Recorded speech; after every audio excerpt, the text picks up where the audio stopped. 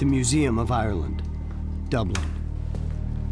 Home to treasures, ancient and sacred. After dark, the corridors go silent.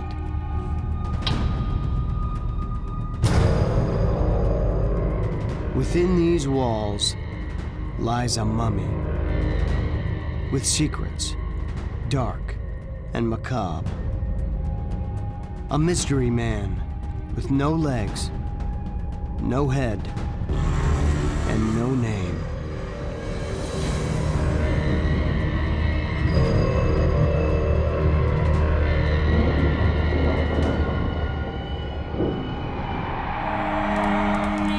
Mummies, time travelers from the past.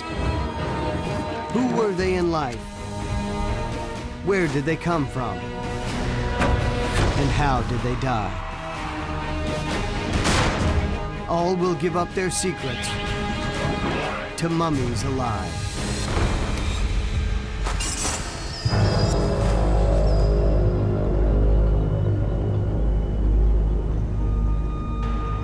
June 2003.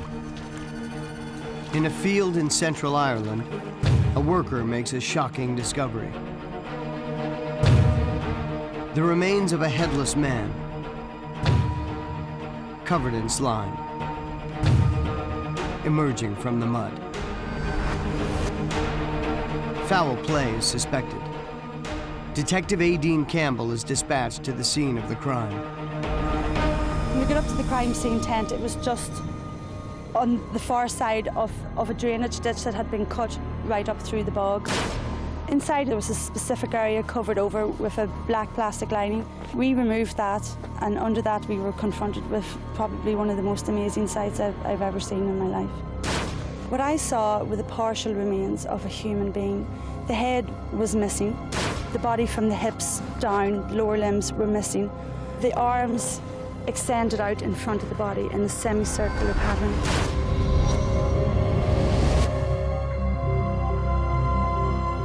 Dr. Richard Shepard is a world-renowned forensic pathologist with more than 2 decades' experience investigating suspicious deaths.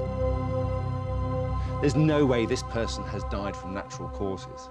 This person has clearly met a very violent end. There's evidence of decapitation, there's evidence of dismembering of the body after death. What dark deeds led to such a horrifying end?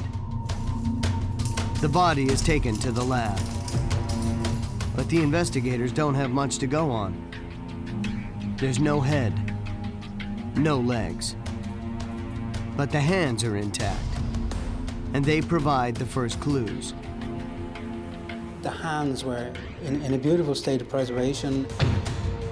When the police fingerprints man had a look at them, he said, "These are the hands of a body that's only 4 days dead."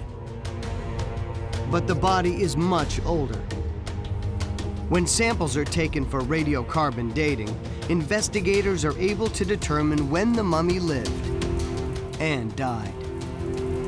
The results astonish everyone. This headless man lived roughly 2,400 years ago, centuries before the birth of Christ.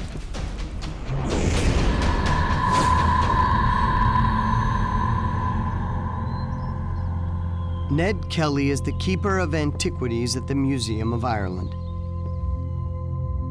He has spent a decade trying to figure out the story behind this mummy. And for Ned, it's more than just an ancient cold case, because this was once a living man. You're not just dealing with museum objects. This man is as real as anyone in this room. Maybe he was leaving behind people he loved, children, spouse, family and friends. We may never know his real name, but archaeologists call him Croghan Man, because he was found here, under the shadow of a place called Croghan Hill, located in Central Ireland. It's a potential clue in figuring out who he was because Croghan Hill was once the center of an ancient Irish kingdom. When I came along to view the bog body down here in the bog, one immediately saw Croghan Hill, and one immediately knew the significance of this hill. This is the inauguration hill of the kings of this region. During the Iron Age, Ireland was divided into hundreds of kingdoms, each ruled by a different king, crowned in sacred spaces or on hills like this one. What role did Croghan Man play in this ancient kingdom? Within that kingdom, you would have found the chief or king. He would be in overall command of the village. He would make the decisions, and it would be him you'd go to if you needed help. You'd have lots of layers underneath. You'd have druid class or religious class.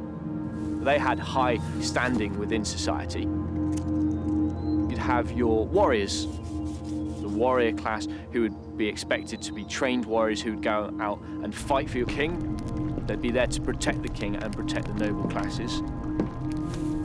And then you'd have the vast majority of people, the bottom of the pyramid as it were, who were in charge of the manual labor. So most of the time in food procurement, the farming.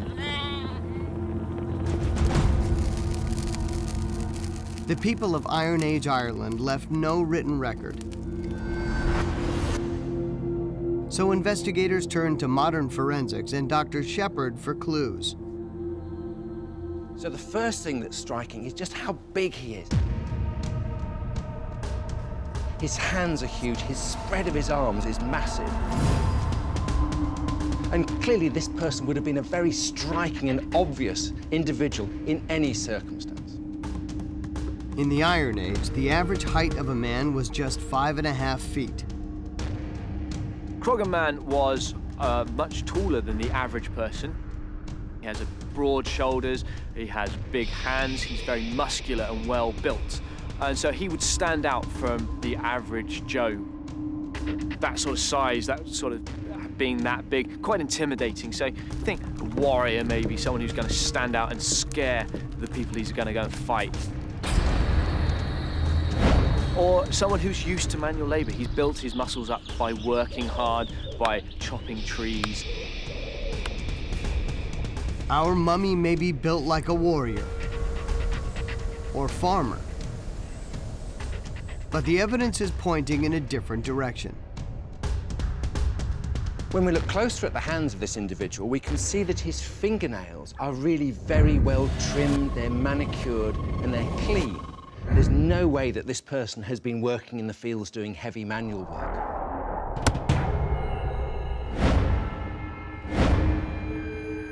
There were no scars or calluses on the hand, so this was a man who did not do manual labor. The other thing that was noted was that he had beautifully manicured fingernails. This indicates that this is a man of high social status.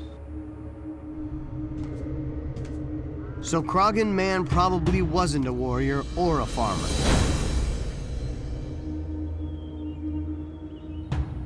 But there's another clue that might tell us who he was. On his left arm, you can see he had an armlet. And it's an armlet made of plated leather with copper alloy mounts on it as well. The wearing of armlets, we believe, are indicative of high status. And in the Irish tradition, armlets are all associated with solar worship. Archaeologists believe these hilltop monuments are strong evidence of sun and sky worship during the Iron Age.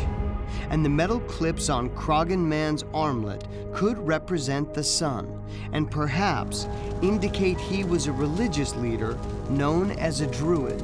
They were very much a separate elite class. They kept themselves to themselves. It would take up to 20 years to learn to be a druid. So once you were chosen to become a druid, you'd be taken off at a young age and you would be taught the secrets. And then you would come back to society and be revered as this unknown person who has great power and links to the gods and to nature. Tall, strong, high status, and possibly a religious leader. The next step for investigators is to piece together how he died.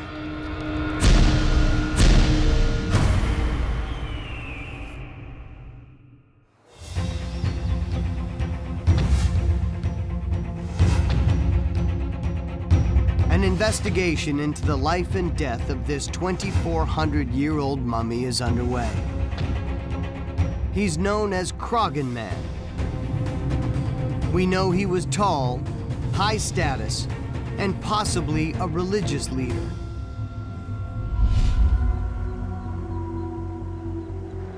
He was found in a place like this, a peat bog, an organic cocktail of water and decaying vegetation. It's why Krogan Man became a mummy. I'm just walking on compressed moss. Andrew Chamberlain's specialty is the study of ancient human remains. To understand more about bog bodies, he dares to enter the treacherous world of the peat bogs.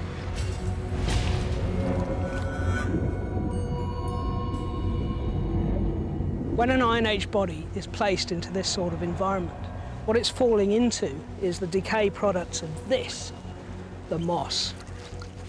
And this acts as a natural preserving agent. Stops the normal decay processes which would lead to the disappearance of the soft tissues of the body. When most people think mummy, they think of this, an Egyptian pharaoh, deliberately dried, wrapped, and preserved by experts. Bog bodies are different. They become mummies naturally. Normally, putting a body into water is a good way of speeding up decomposition. Putting a body into a bog is totally different. It's very highly acidic, and it leads to a process of tanning of the body, producing leather of the skin, and actually causes preservation rather than assisting in decomposition and destruction of the body. The bog not only preserved the body, but also the first clue in piecing together the final moments of Krogan Man's life. If investigators could figure out how he met his end, they might just discover who he was in life. There are holes in his arms, in his upper arms, into which withies have been inserted. A withy is a rope made from twisted branches. Incredibly, the bog has preserved fragments of this ancient withy rope. So when we look at the arms, we can see there are injuries. They're deep cuts, and this is caused by a shaft of wood being thrust through the arm. It's called a withy, and it's a way of restraining an individual. One through each upper arm and tied together, and the hands are fixed. It would be impossible to move with your hands fixed in that position. Now, this is an injury that would have been very painful. It would have bled a bit, but it's not lethal. And it was probably done to keep him under control. The mummy is yielding its secrets. Krogan Man was bound before death, and not just with simple ropes, but hobbled like an animal, with a wooden cord pierced through his arms. Dr. Shepard has performed hundreds of autopsies and recognizes a murder victim when he sees one. He's beginning to see how the killing might have happened, step by step. We can see there's a deep stab wound to the chest, which has penetrated into the chest cavity and would have caused severe internal injuries.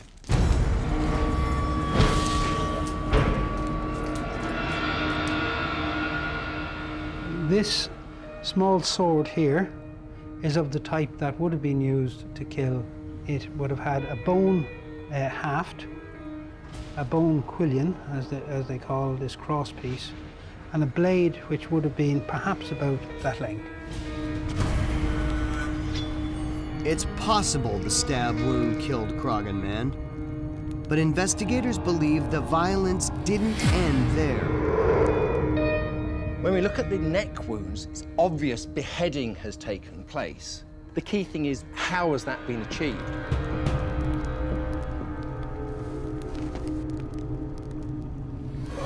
The pattern of the injury to the skin that is left during the act of beheading gives us a lot of information about what must have gone on. We know our victim was very tall, so the question is, how did someone cut off his head? And looking at the pattern of the skin injury, we can see that it scoops down to the front and is relatively high at the back.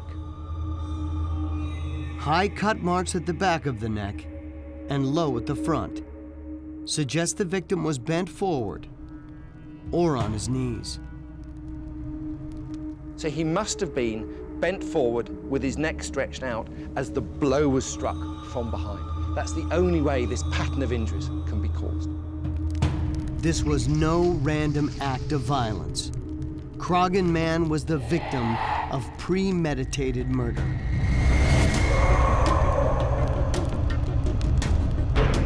Not content with killing him, the perpetrators then mutilated the body.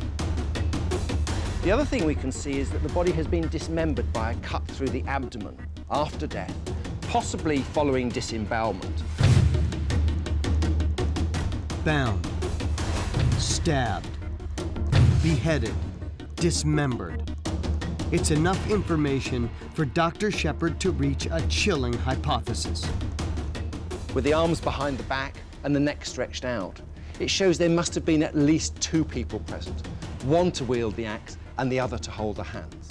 This looks to me not like a random event on a battlefield. This looks like an organized, possibly ritual execution. There's one final injury. Something so specific, so bizarre, it could be the key to unlocking the mystery, not only of his death, but of his life as well. There's one additional injury which is really unusual. The left nipple has been sliced through. Now, this isn't an injury designed to cause death, but designed to be a marker. A killing with a bizarre signature.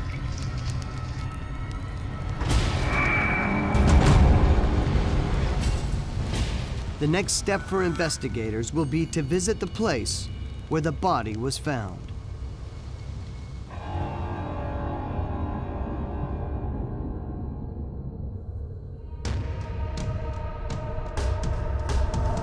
"2,400 years ago, this mummy was a living person.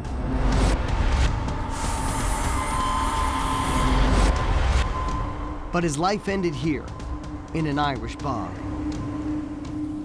By analyzing wounds on the body, investigators have pieced together a disturbing picture of this killing. An act of extreme violence, with a ritual signature. A slice below the left nipple.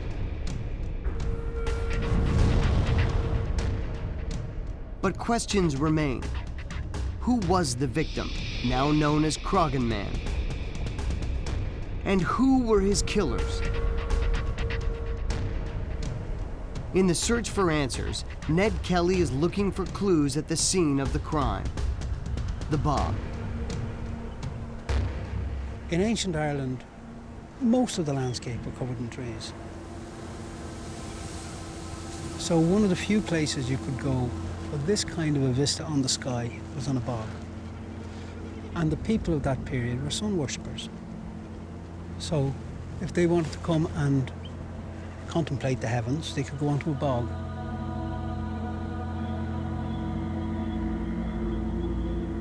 The people of Iron Age Ireland saw nature as something where the spirit world and the real world were combined. These rituals would have been carried out by this druid class, this class of ritual or religious leaders who could speak and understood how to talk to and interpret the messages from the gods.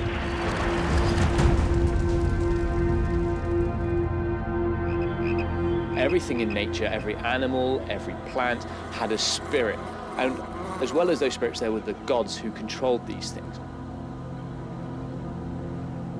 Croghan Man's body was found in the middle of an ancient bog. So how did he get there?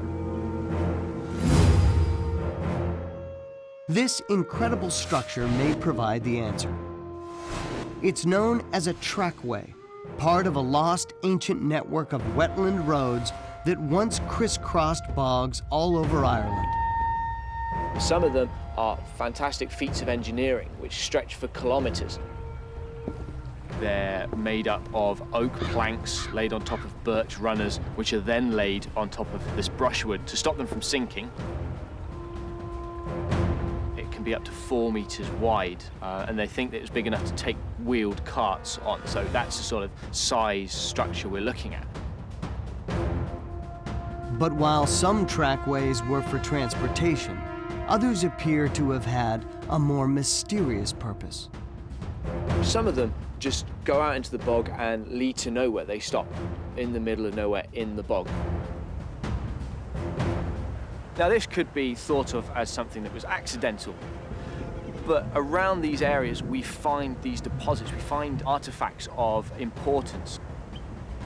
And so these are thought to possibly be lines out into a ritual area. These sacred effigies were found at the end of a trackway.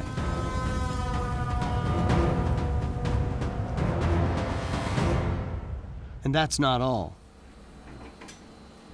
Other objects have been found here as well. This is a wooden vessel of Iron Age date filled to the top with butter. It has been placed in a bog as an offering to the goddess. It's seeking big returns from the deities in terms of good crops, protection of the cattle, bountiful supplies of milk and butter. This is a very valuable offering, which an entire community has contributed to. For Ned Kelly, the discovery of this mummy in a bog, the same environment where religious offerings were made, is a vital clue. People believed that these places were inhabited by spirits, by gods. When the sun sinks at night, it goes down into the other world, where the dead are. And then it rises the next day. And the redness of the bog indicates that this is a portal into that other world. So this is a place where you can go to make contact with the ancestors and with the deities that inhabit the other world. So why was Croghan Man's body dumped in a sacred bog? Ned Kelly thinks the answer can be found in the engravings on the Gundestrup cauldron. Though it was discovered in Denmark, this sacred object is connected to a very similar culture. It dates from the Iron Age, and it too was discovered at the bottom of a peat bog. There are no written inscriptions on its surface, but hammered onto its silver and gold are images of pagan rites, including blood sacrifice. The Gundestrup cauldron is a very remarkable object. On the base of the cauldron, there is the primary image is the killing of a bull. There's a bull being killed.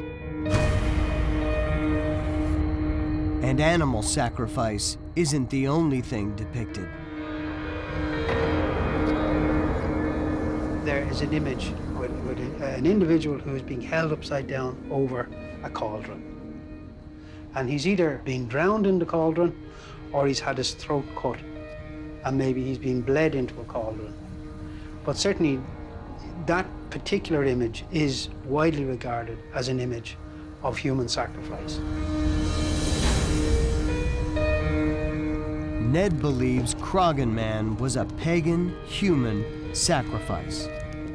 He is somebody who has fallen from a very privileged position to now know that he's going to be literally dumped into a bog hole and left there for eternity.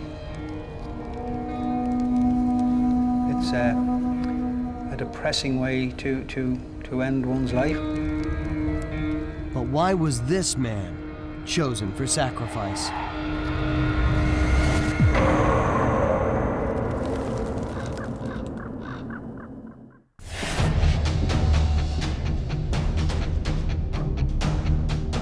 An investigation into the life and death of this mummy has taken a shocking twist.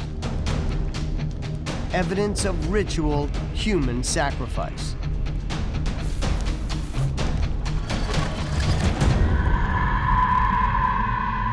When you look at all of the elements, both the physical damage inflicted on the body, the location where the body has been placed, this really all leads up to a conclusion that what's been done to this man is for very specific ritual reasons.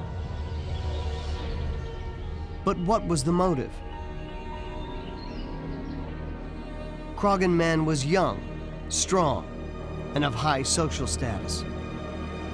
Why sacrifice such a valuable member of the community? Microscopic evidence collected from the bog could provide the answer. What we're seeing here is the end result of thousands of years of growth of the moss, producing this black material, which is peat. Here is about 1 centimetre of peat for every 12 years of growth of moss. Trapped inside the peat is ancient plant pollen. Scientists can use it to figure out what the weather was like long ago.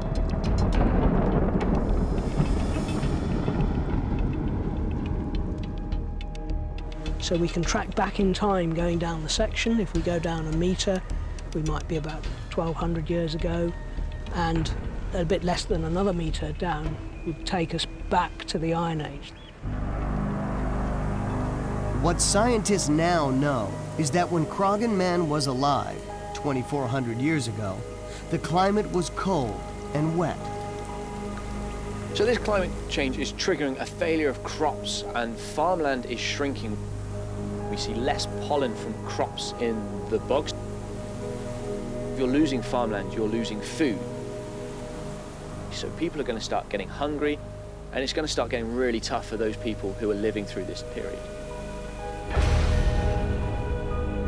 It's a dark age in the fact that crops are failing, things are getting harder, and starvation is going to set in very soon. And this is all seen within the pollen analysis that we get from these bogs.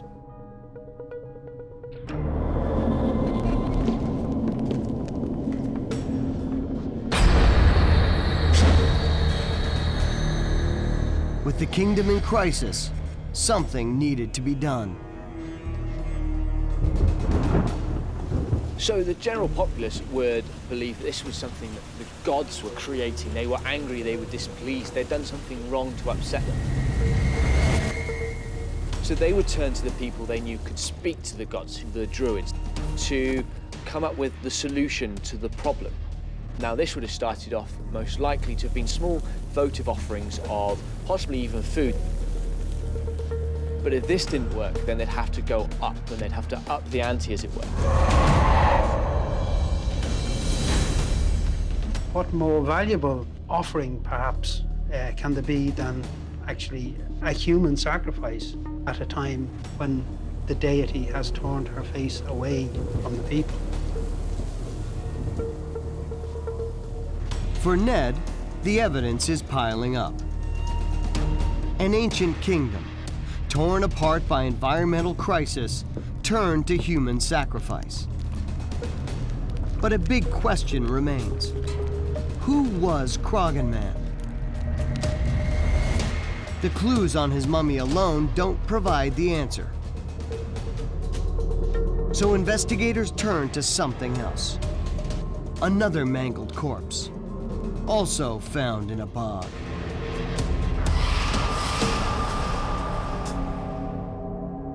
These are his shoulder blades and his back. And you can see the way his neck is twisted with the face lying sideways. This is Clonny Cavan Man. Like Krogan Man, he is amazingly preserved. When Ned compared the two men, he found some shocking similarities. The first, they lived at approximately the same time. The dating evidence for both Cloney Cabin Man and Old Crohan Man is between 400 and 200 BC. So these men may have lived at the same time. Next, their bodies were found very close together. They would have lived quite a short distance from each other, maybe 30 kilometers. So it's not at all beyond the bounds of possibility that these men would have known each other. And both bodies show signs of high status. The front of the head here is shaved. The back of the hair, though, was left long, and it has been gathered up onto the top of the head, a bit like a Mohican style. When analyzed, scientists found traces of oil and tree resin from southern Europe. It appears it was used as an ancient hair gel. That tells us that this man was able to acquire exotic foreign imports. So this man was an important member of society. And the pattern doesn't stop there. The forensic evidence suggests both men were killed using extreme violence. There are a number of injuries, at least 3 severe injuries to the head. There are axe blows to the face, one striking him here, one more in the center, one over the top of his head, and one at the back of the head. Any one of these blows would have killed him. 2 men, both high status, both violently murdered during a time of crisis.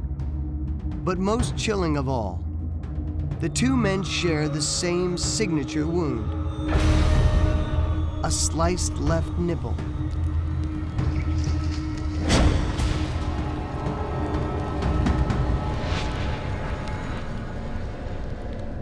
There is one injury that does link the 2 of them, and that's an incised injury to the left nipple.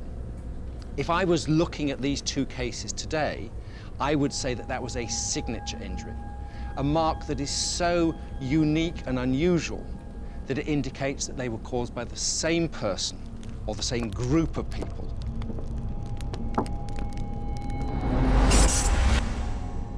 For historian Ned Kelly, this brutal signature is the key to unlocking the mystery of who these men were. When the body was first found, it was speculated that this was a form of torture inflicted on him, but we don't believe that. We think that this again has a ritual significance. For Ned, the final piece of the puzzle, the key to uncovering the identity of the bog bodies, revealed itself in the 5th century writings of St. Patrick. The famous Irish missionary recorded folklore and oral history passed down through the ages. St. Patrick tells us that the sucking of a king's nipples is a gesture of submission in ancient Ireland. So the cutting of this man's nipples would have had very particular significance. It would have rendered him incapable of kingship. The signature injury to the nipples of these 2 men suggests to Ned they were once kings. And the slicing was not random violence, but an act of ritual dethronement. So the cutting of this man's nipples would have had very particular significance because the king had a physical blemish. He could not be king.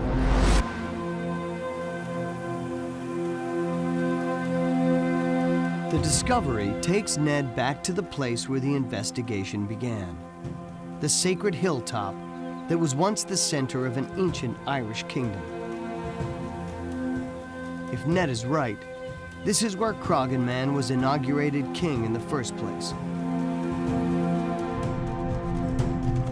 And that inauguration may have led to his death.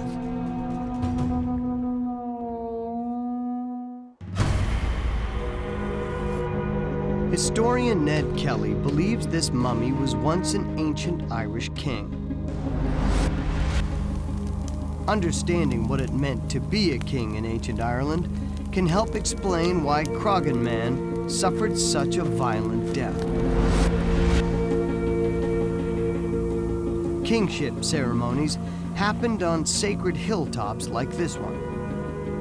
The inauguration route is still carved into the landscape. He walks with his entourage of whatever they were. We call them druids, religious people, people who are keeping an eye on him. He's being walked up towards the main monuments on the hill on this great processional routeway. Kingship was not a birthright. Kings were chosen based on health and physical prowess. Because kings were not just kings. They had a very special extra duty. They were considered married to the earth goddess, bearing responsibility for the health and well-being of the land and the tribe.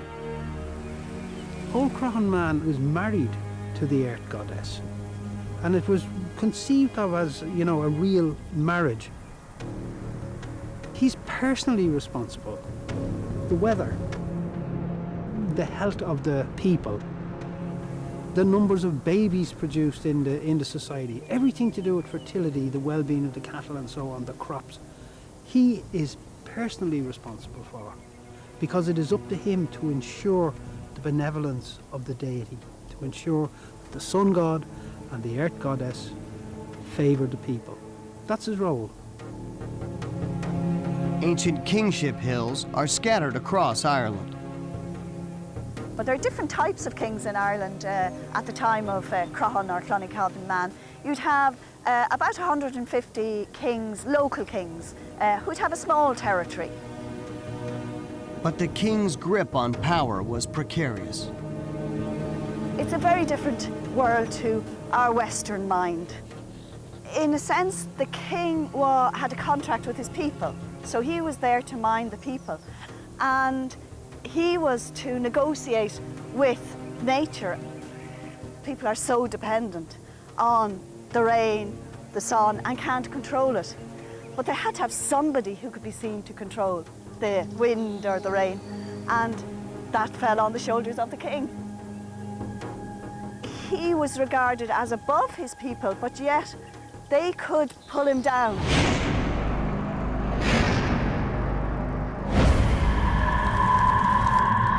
Unable to control the weather, failing in his duty as king, and watching his people suffer, this ancient Irish king would pay the ultimate price. When the people perceive that he's not fulfilling that role, then it's time to select a new king. So what do you do with the old king? You take him out and you sacrifice him.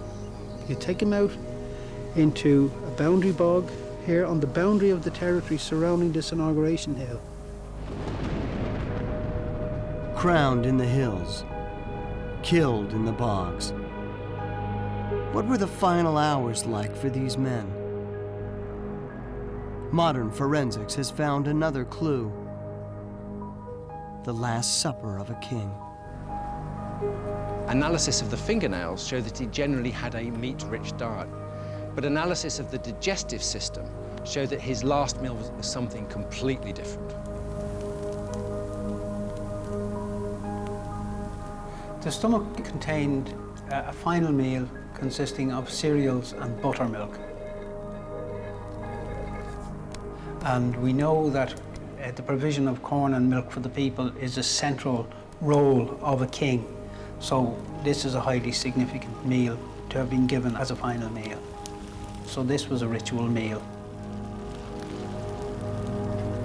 Traces of food can still be found in Croghan Man's digestive tract, which means his Last Supper was just hours before his death, perhaps even in the presence of his killers. I would suspect that his final moments were witnessed and probably performed by the druids. They would have acted on behalf of the people. druid priests, once kingmakers, now executioners.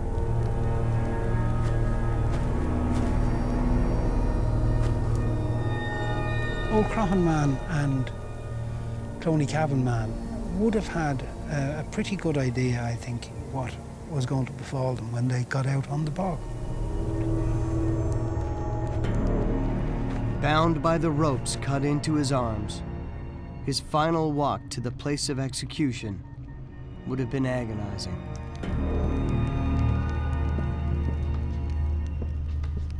O'Crohan man was a young man. He would have almost certainly have had children. He would have had a clear view of the hill and of the inauguration mound on which he was made king. So one would wonder what sort of reflections would have passed through his mind at that last moment.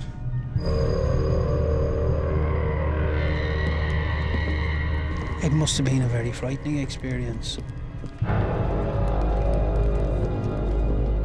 They knew that they were going to face a very violent death.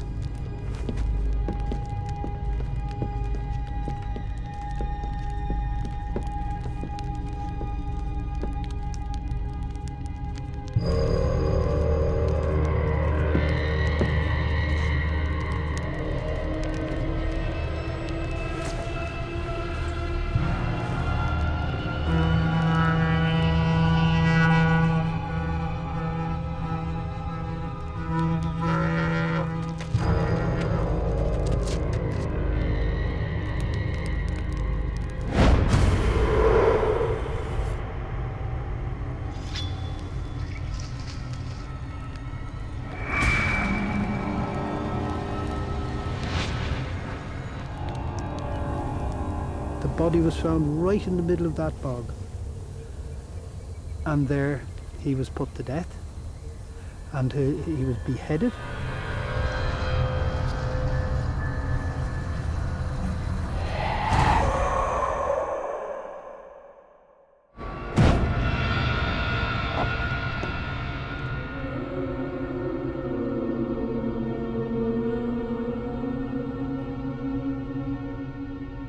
After 24 centuries, the secrets of this mummy's death have come to light.